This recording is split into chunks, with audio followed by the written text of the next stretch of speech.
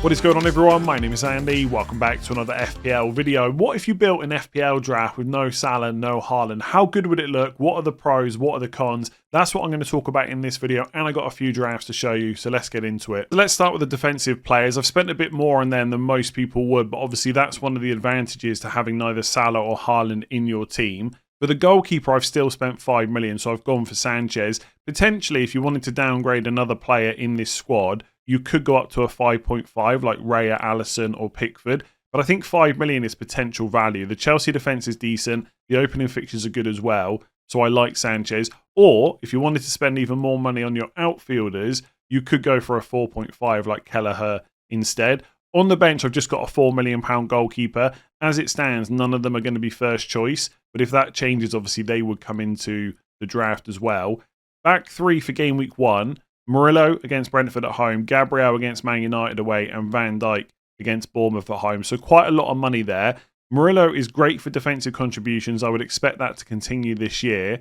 And Forest fixtures for the first 6 are just good. They do play Arsenal away in game week 4, which is not ideal. But the other 5, you could just play Murillo in all of those. And if you had to play him against Arsenal with these defensive contributions, it wouldn't be the end of the world. Gabriel is a player I really like. I suspected that he would come in 0.5 million more than a lot of other defenders. It didn't happen. Arsenal, for me, best defence in the league. His goal threat is great. We'll have to see if he's fit and available for the start of the season, but I suspect he will be.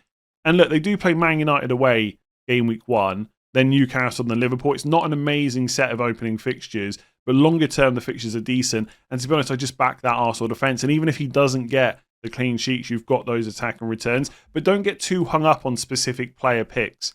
If you want to spend 6 million on Cucurella or Vardiol, you absolutely can do that. That's one of the advantages to having so much money to play around with. You can have expensive defenders in these slots. And right now, I'm still preferring Van Dijk over Kerkez and Frimpong. On the bench, I've still gone for £4 million Rodon from Leeds. You could potentially spend more money on that spot if you wanted to, but most of the time he's going to be benched. Like, there's not many game weeks where you're not going to want to play either Gabriel or Van Dijk. And Murillo is great for the first 6 as well. And I've got Lacroix on the bench from Palace, who again is another player great for defensive contributions, nailed on and has decent goal threat. And the rotation from these 5 defenders works quite nicely for the first 6 or so weeks. The only week where it's a bit dodgy is where Arsenal and Liverpool play each other.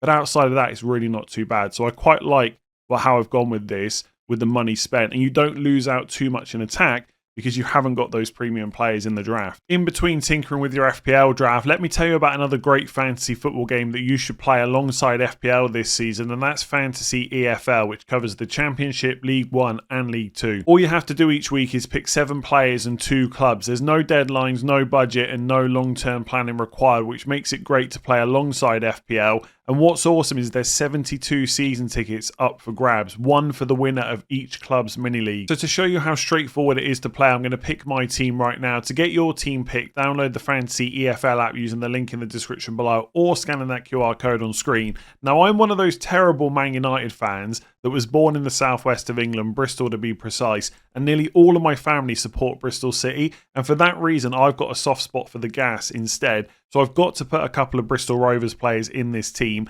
In goal, I'm going to go for Luke Southwood. And then as one of my defenders in my 2-3-1 formation, I'm going to go for Connor Taylor. So a double up in the first week. So for my first club, I'm going to go with a bit of a template pick, and that is Luton Town up against AFC Wimbledon. Pretty strong opening fixture. Just over 50% of all fantasy EFL managers have gone for them. And because I think there's a good chance of a clean sheet, I'm also going to pick one of their defenders, and I'm going to go for Makoso. So for my 3 midfield picks, I'm going to go for players that should be absolutely nailed on to start. First one is Luke Molyneux, who again is quite popular, but got 16 goals, 14 assists last year.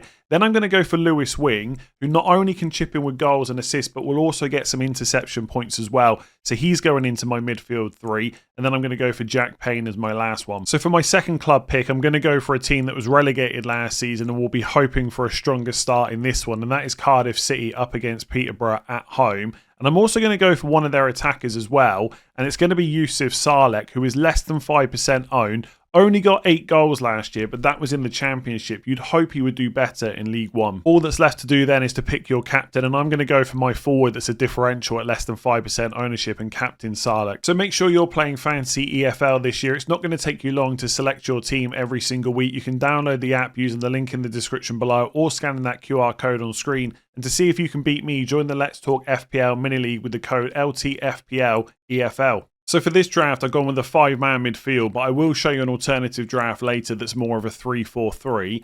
I've picked 5 players that are absolutely nailed to start. Most games they're going to play close to 90 minutes. 2 are guaranteed penalty takers. 1 might have them. And another one, if we get really lucky, and Morgan Rogers might take them for Aston Villa, but I wouldn't hold out too many hopes on that. So Saka, Palmer, Fernandes, Rogers and Semenyo are the 5 players I've picked. Again, don't get too hung up on specific picks. If you want Wirtz instead of Fernandes and then you go and spend that 0.5 million elsewhere, that's absolutely what you should do. So I've got Fernandes and Rodon, for example. You could have Wirtz and then one of the many 4.5 million defenders. No issue with that whatsoever. There probably are question marks over whether Saka is still a great option if he's going to lose penalties to Gyökeres, but there's no guarantee he definitely does. And you know he's definitely going to play in the first few games. And one of the things you've got to get on board with in a no Salah, no Haaland draft is captaining other players. So game week 1, Palmer against Crystal Palace at home. If you haven't got Salah or Haaland for game week 2, who do you want to captain? Probably the guy guaranteed to start at home to Leeds in Saka. So I think for that reason, I probably still would have him in. So those 2 seem fairly obvious, right? If you're not going to have the 2 most expensive premiums, you go to kind of the next price down.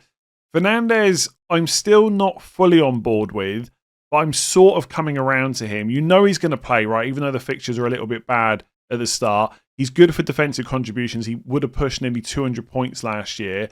I still don't get why they put him up in price, despite that close to 200 points tally he would have had.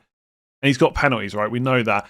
I need to see Man United in pre-season a bit more with Mbeumo and Cunha. If Fernandes is going to play deep, I'm really just not sure about him. Like, he'll still get attack and returns, and he's always pretty consistent. But 9 million feels expensive. But I just think that's a spot you could easily drop down to Wirtz. No issues whatsoever. Or Marmoush if you want to punt on a Man City attacker. Or you could go right down to like an Eze for 7.5. Then you've got 1.5 million to spend somewhere else. There's lots of ways you can play around with the distribution of the funds.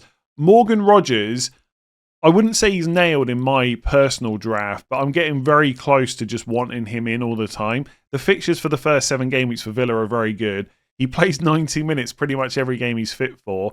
And if he goes back to playing in that number 10 role behind Watkins, there's plenty of goals and assists to come. So I really like him. And then Semenyo frustrated a lot of people last year, but scored plenty of goals. Again, nailed on in that Bournemouth attack. Liverpool away game week 1, not great, but the fixtures afterwards are pretty good. But again, there's ways to play around with the money. You could go from Semenyo to Kudus, who's very popular, 6.5 million, and then maybe use that 0.5 to upgrade that defender spot. That's the beauty of having so much money to play with.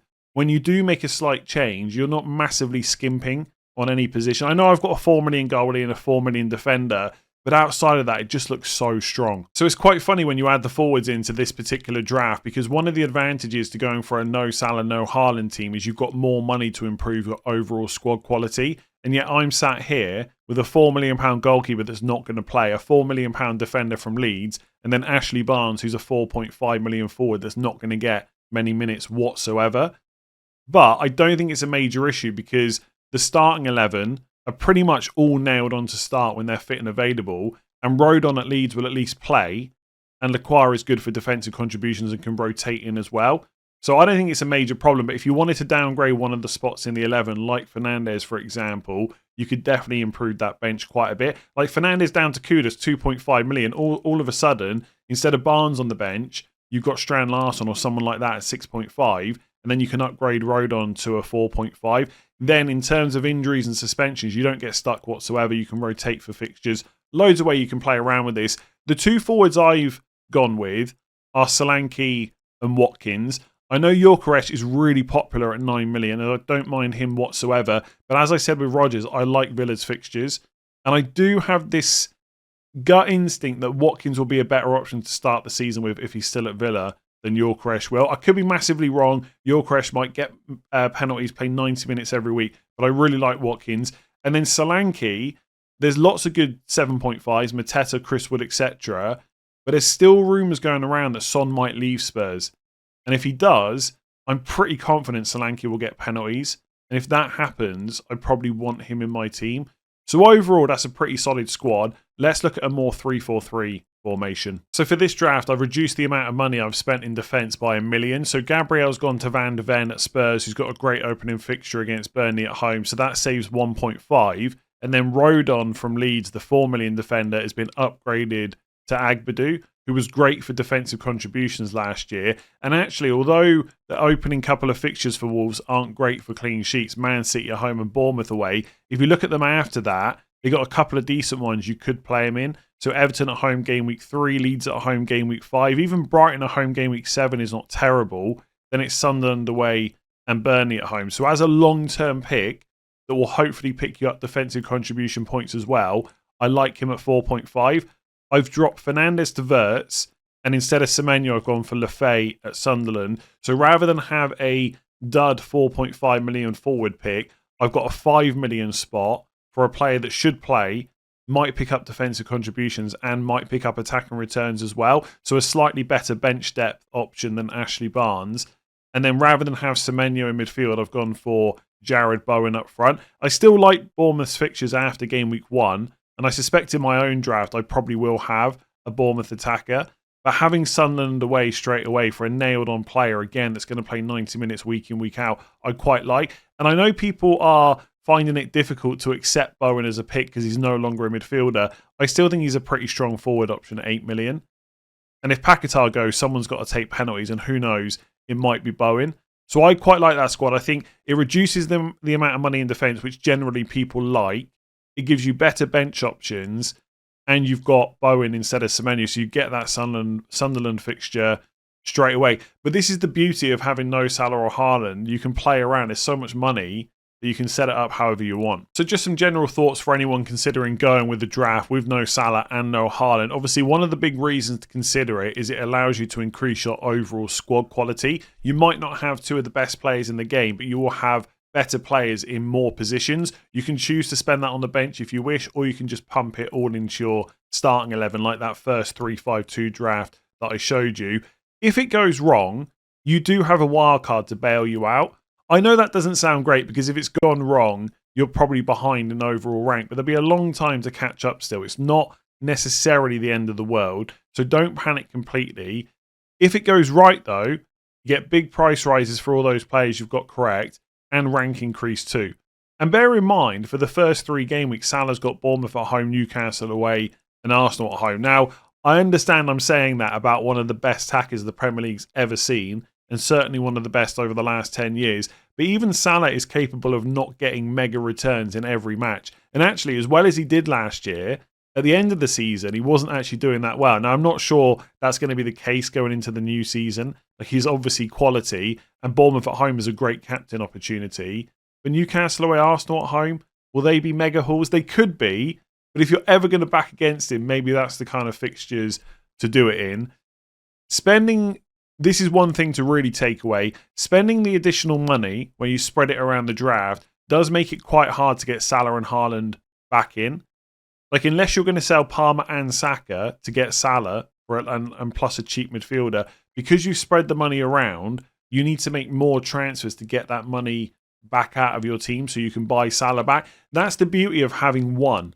If something happens to Salah, if you've got him in your draft, or you decide he's not worth it, you want to go for Haaland, it's basically 2 moves. You just shift the cash from midfield to forward or vice versa. If you don't have that price point already in your team, you might have to make 3 or 4 transfers to be able to afford it, and that can be a problem. You'll hear about people with their drafts talk about price points. Like, they might want a £6 million defender just so they can shift to any other defender later on. That's one of the big reasons to start with one of these premiums. It makes it easier to switch if you want to. Plus, they're just very good players anyway. You have to be prepared for some tough weeks. There's going to be some weeks where Salah and or Haaland absolutely smash it. They're super popular and you fall behind. The hope would be that over the long term, and you've got to be prepared to do this for the long term, in my opinion, it'll work out because you've got better players overall in the rest of your positions. You also need to be prepared to captain players like Palmer, Saka, Fernandes, Wirtz, Gyökeres, Isak, Watkins, etc. If you don't like that and you want to just go for, I don't really know who to captain, I'm just going to go for Salah, then obviously you need to pick him.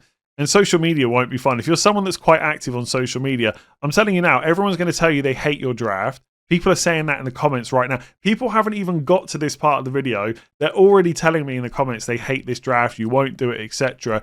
You'll get that for a while, especially if it starts off badly. You've got to have the type of FPL management style where you're prepared to ride out what could be the rough weeks for hopefully some advantages later on. Just on captaincy, this is what the options would look like with the first draft I showed you if you didn't have Salah or Haaland. So game week 1, Haaland against Wolves away, Salah against Bournemouth at home. You're probably captaining Palmer against Palace at home. Game week 2, Haaland versus Spurs at home, Salah versus Newcastle away. You're almost certainly going to go for Saka versus Leeds at home. Or if you go for Gyökeres in your team, you could go for him instead. Game week 3, Haaland against Brighton away, Salah versus Arsenal at home.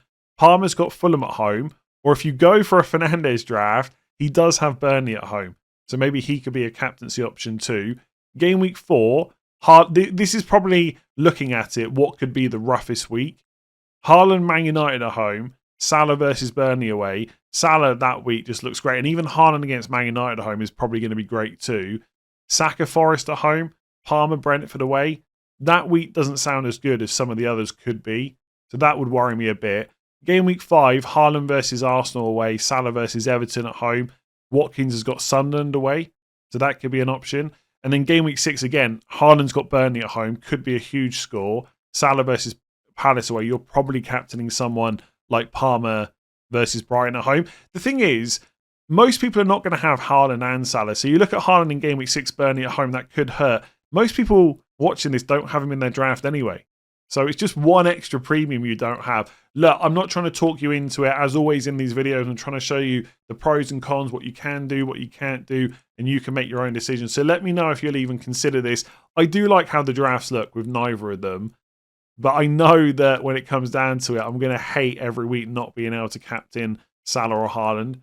I know it would just hurt. So I'm not sure I'll be able to do this for my own team, but we'll see. If you've enjoyed that video, make sure to give it a like and hit that subscribe button. Download Fantasy EFL using the link in the description below. Get your team set up for this weekend, and I'll catch you again soon for another video.